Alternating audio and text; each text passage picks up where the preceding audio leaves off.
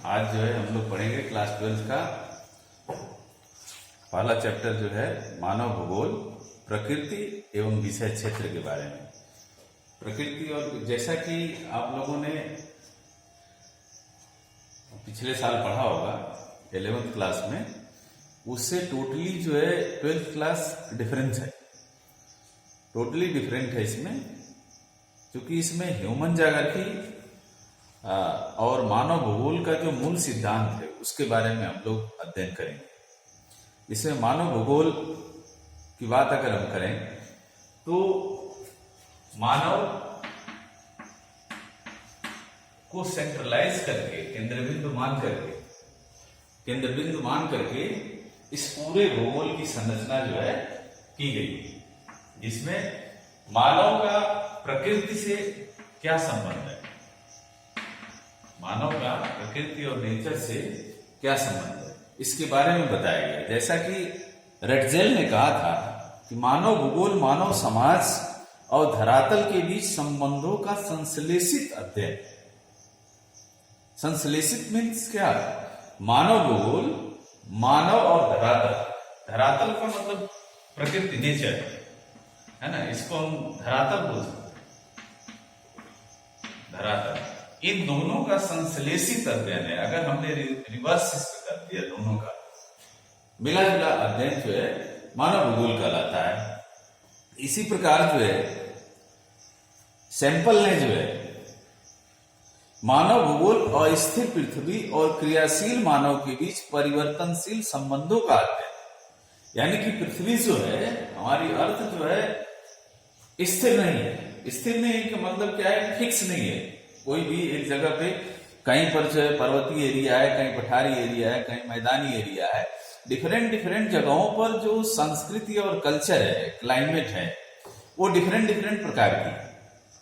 इसलिए मानव जो है इस पूरी पृथ्वी के ऊपर, ग्लोब के ऊपर जो है कह रहा है कि ये क्रियाशील और परिवर्तनशील तरह के संबंधों का अध्ययन करता है। इसी प्रकार मानव भूगोल के लिए जो है पॉल विडाल डी ब्लास ने कहा कि हमारी पृथ्वी को नियंत्रित करने वाले भौतिक नियमों तथा इस पर रहने वाले जीवों के मध्य संबंधों के अधिक संश्लेषित ज्ञान से उत्पन्न एक संकल्पना है। अर्थात कुल मिलाकर के अगर हम कहें तो मानव भूगोल पृथ्वी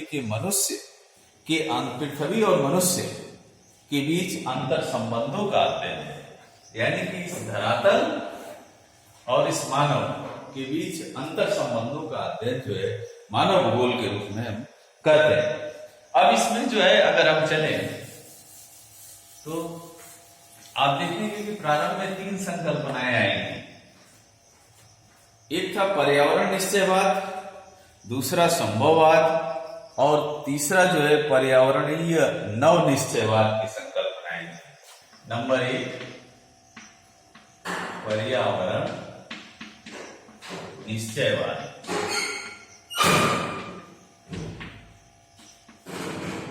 नंबर 2 संभववाद और नंबर 3 पर्यावरणीय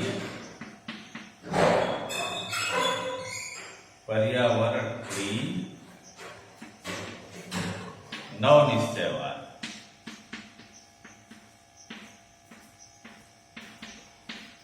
इन तीनों को जो है ये डिटर्मिनिस्ट, पॉसिबिलिस्ट और पर्यावरणीय नव निश्चयवाद यानी इन्वायरमेंटल नियो डिटर्मिनिस्ट की परिकल्पनाएं जो है इसमें आ रही है। सबसे पहले पर्यावरण निश्चयवाद। ये पर्यावरण निश्चयवाद में कहा कि मनुष्य जो है, मैन यानी कि मनुष्य जो है वो के ऊपर प्रकृति जो है हावी है, यानी कि प्रकृति जिस तरह से चाहती है मनुष्य को जो है अपने हिसाब से उसको डाल देती है। धीरे धीरे जैसे जैसे समय व्यतीत होता है तो मनुष्य को ऐसा लगता है, यानी कि मानव ये देखता है कि इस प्रकृति के अंदर ढेर सारी ऐसी संभावनाएं हैं हमारे पास, जो इस नेचर का यूज करके हम बड़ी बड़ी चीजें बना सकते हैं। जैसे हमने जो है, अगर ग्लोब के ऊपर अगर देखें हम, ग्लोब मीन्स इस पर्यावरण के ऊपर, ग्लोब के पर्यावरण की तरफ अगर हम ध्यान दें तो इक्वेटोरियल रेंज से लेकर के और पोल तक अगर हम चलते हैं तो जो जलवायु है, क्लाइमेट, वो विषम होती चली जाती है।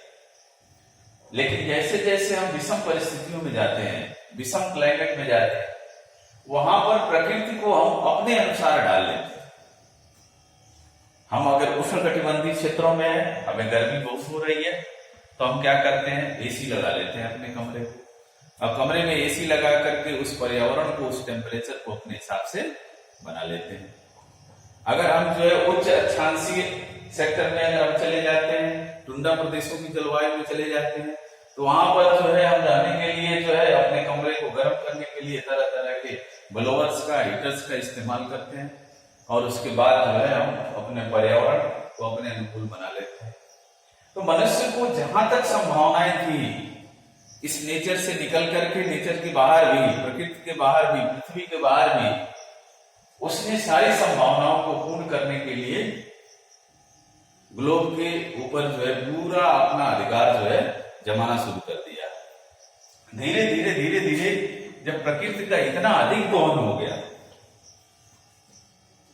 ज्यादा दोहन होने के बाद जो है एक नई परिकल्पना जो है जन्म ली, जिसको ग्रिफिथ टेलर ने दिया था। ग्रिफिथ टेलर की परिकल्पना आई, और ग्रिफिथ टेलर ने जो है, ग्रिफिथ टेलर की परिकल्पना में ग्रिफिथ टेलर ने कहा, ग्रिफिथ टेलर की जो परिकल्पना थी उसमें उन्होंने कहा रुको और जाओ निश्चयवाद, यानी कि नव निश्चयवाद को ही उन्होंने क्या कहा कि stop and go neo determinism.